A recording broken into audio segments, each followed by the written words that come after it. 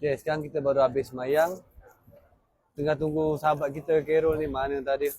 Biasalah lepas semayang macam ni, orang tengah ramai ni, susah nak cari. Tapi sambil tu kita nak beli kayu sugi. Apa kelebihan dia untuk gigi?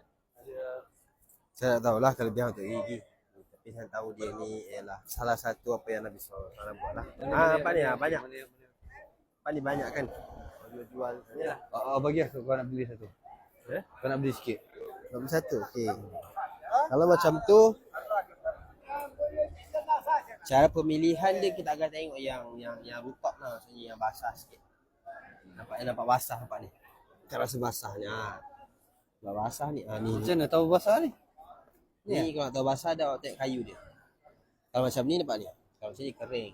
Kita orang depan gate nombor 2, gate nombor 2. Kalau macam ni nampak kering kan. Dia yang basah macam ni.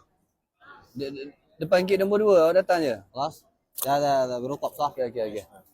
Jelas al-ansik the gaf sah. Oh.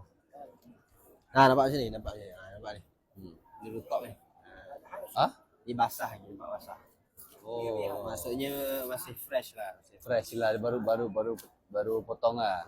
Jadi kira-kira macam mana? Dah macam. Dah macam dah. 10. 10.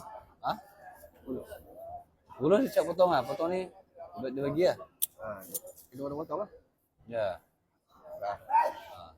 Nampak basah. Kalau rasa basah ni. Okey. Boleh lah. Dia bagi RM10 sebatang ni tu lah. Batangnya. RM10. Silap. Kalau nak potong sikit boleh tak? Kalau nak potong kecil tu boleh. Potong kecil terus. Banyak lagi? Pendek sikit. Enak. Ayo. Dia kena basuh dulu tak ni? Kau lah basuh lah. Kalau tak ni basuh lah. Ya. So RM10 tadi dapat 5 batang lah Dalam RM10 tu dapat dalam berapa batang tu? 5 batang betul. Betul kita kena tumbuk dulu depan ni. Cabut je. Kalau saya lama, kau gigit. Tarik. Pam. Tamam. Syukran, alf syukran. Bayar 10 lah. Dah bagi. Okey.